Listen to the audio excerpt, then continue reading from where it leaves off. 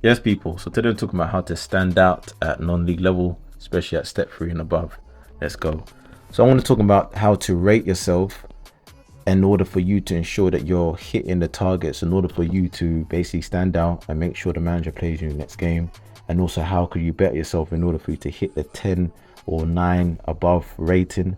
For me personally, every player at non-league level should be attain at least a 7.5. So I'm going to be talking to you, how do I rate the levels in terms of your performance, and how can you better yourself when you're playing your games. Make sure you like and subscribe, and make sure you also share for any other non-league players so they can also level up.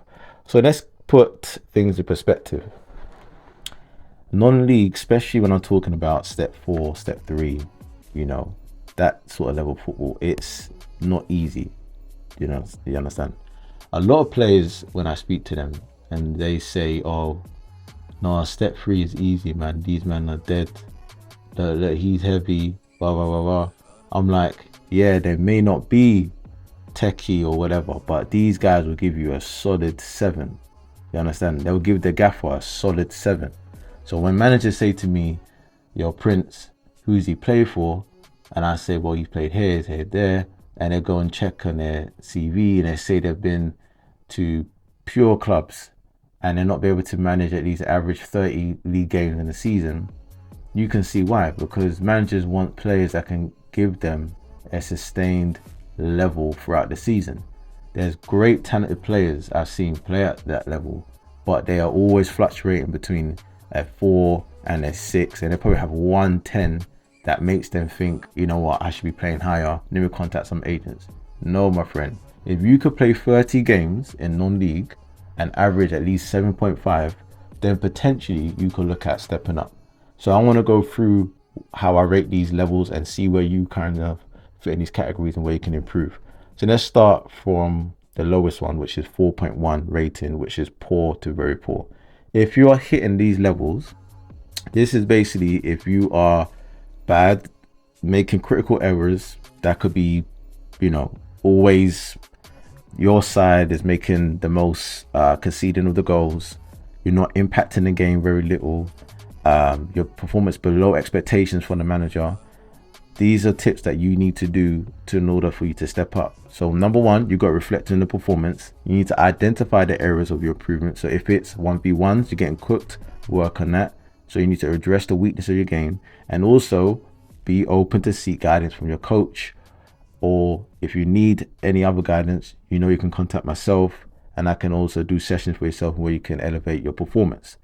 The next one is between 5 to about 6. Okay, this is average to below average. So this sort of player does an average performance. So they've met expectations. So you probably, get crosses in, make those runs, but you have not stood out, you understand, during the match. So therefore you struggle to again make a positive impact in the game. So not to say you're bad, you've met expectations, but you have not stood out significantly to where you've impacted the game. So for me, these are the areas where you need to be working on enhancing your skills. So it could be your crossing needs to be more crisper. If you're playing midfield, your passing needs to be more cutting edge. You understand? Breaking up plays, passing lanes. Decision making needs to be better. It could be your physical condition that's stopping you from really standing out. Maybe you need to improve your speed on the wing. Maybe you need to improve your strength in the midfield.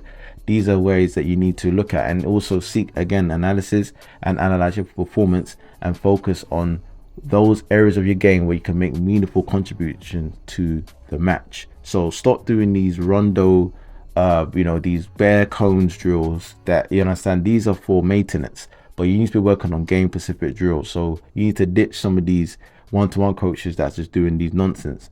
Get on the pitch and do game specific stuff where you can actually raise up your level. So now we enter into where I say most players at non-league should be able to be hitting on a consistent basis. And to be fair, if you are being at your club at non-league at step 3 and you still stay here, it's probably because you're hitting a 7.5 on a consistent level. So that means you have a solid performance where you perform well, you've done your role, what the manager's told you, and you made valuable contribution to the team, whether it's attackingly, defensively, whether it's transition to the defense when you're coming back as a defender, whether it's transition to attack as a 10, and you made a positive role in the team's performance. So you've basically impacted the game. You know, you put a solid performance in, the manager said, you know, you've done what you can. Now, for you to level up above this, to strive for consistency in your game, you need to possibly work on other aspects that you can be improved. So I'll say, if it is, again, areas where you need to make an impact, whether it's your work rate, whether it's your focus, whether it's your commitment, these are areas where you need to improve on. But 7.5 is the average I see. Next level is rating 8 now. So this is where, for me, you put in a good performance, well above average, you make a notable contribution to the team performance, where the other team, watch this now, is making changes because you're affecting the game. This is the big indication. When you see the other team having to sub or move their left back to right back because you're cooking the other right back, for example, that's a sign that you're hitting the 8. So again, for you to lead up to the next level, continue to focus on your strengths, improve your weaknesses, and again, continue to make positive impacts on the game, whether that's increasing your levels of effort or even executing your role even more effectively. But this is really good. If you can see those changes where the team's having to say they're doubling up on us or he's running in behind, that's a sign you're hitting those 8s. You understand? Next one is 9. I've got 2 more left.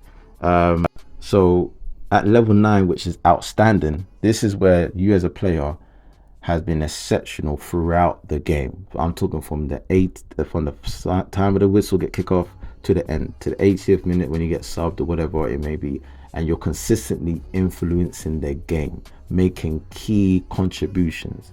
Okay, so therefore this player, which you're a dominant force on the field, whether it's your pace, whether it's your strength, you're holding up the ball. If you're making a dominant performance in the team where you're causing the other team to having to literally get more players out of the position just to deal with you. It could be you on the wing and you're forcing the left back to call on the left winger for help. This is where you're starting to hit these 9 ratings, because most players will not double up for no reason. You understand? So for you to again get to the 10, you need to strive for consistency, work on refining your skills. Decision making will probably be even more better, and look to make more crucial plays, lead by example, and also improve your tactical awareness. Now the last one is the level 10, which is exceptional. Again, this is reserved for an extraordinary performances, where the player has been flawless yourself, you've made significant impact on the game, and you have been a stand-up performer, influencing the match in a game-changing manner. So it could be, again, you scoring more goals, taking shots outside the box where it's causing more opportunity for you to score. You know, to achieve a 10 rating, you need to focus on basically your skill, execution, decision making, work rate, and consistently making ways for you to contribute in key moments and inspire not just yourself only, but your team to a better performance. So I hope, obviously, just for the I could go in more detail, but I don't want to over talk in this video. But I hope you understand. You listen, go through it, look where you are, and see where you can improve your game. Let's go.